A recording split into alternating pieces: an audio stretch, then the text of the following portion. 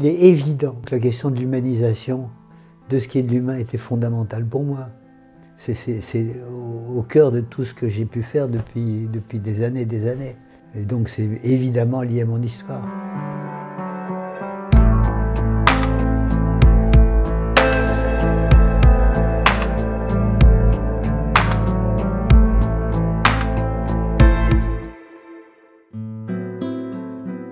Je suis né en, il faut quand même le dire, en décembre 1939.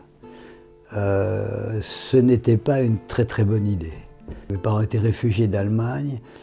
Mon père était donc considéré en France comme un ennemi, puisqu'il était allemand.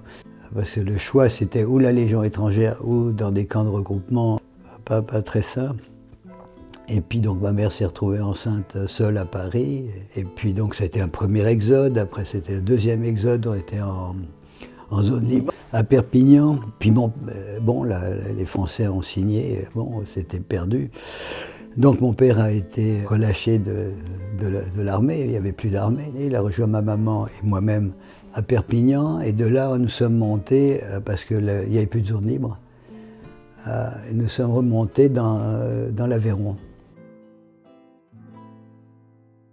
C'était des années très difficiles. Les Allemands ramassaient tous les Juifs qui étaient... Ils pourchassaient dans les plus petits villages, avec d'ailleurs la complicité de la gendarmerie française, hein, quand même pas l'oublier. Mais les gens de la région étaient assez extraordinaires, parce qu'ils savaient et on n'a jamais été dénoncés.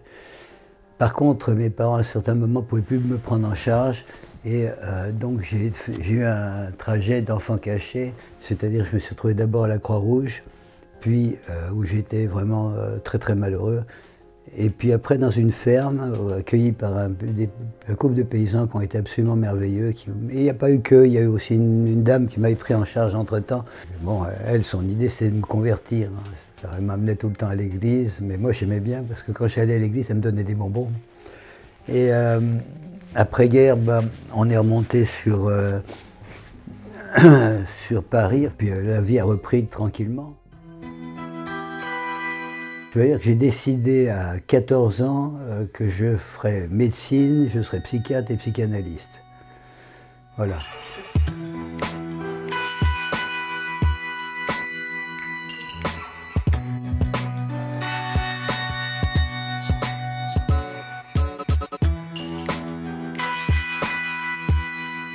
J'avais lu Freud, l'interprétation des rêves, et moi ça m'a plu énormément. Ça m'a plu énormément parce que tout à coup, ce monsieur disait que des choses qui n'ont pas de sens ont du sens. Et ça a été, toute ma vie est menée par ça. C'est-à-dire, je ne crois pas à l'irrationnel. Je pense que c'est pas, l'irrationnel, c'est parce qu'on n'a pas compris. C'est qu'on n'a pas trouvé l'explication. Et ce que je dis là est fondamental pour moi. Par exemple, je ne crois pas du tout aux pathologies mentales comme on les voit aujourd'hui.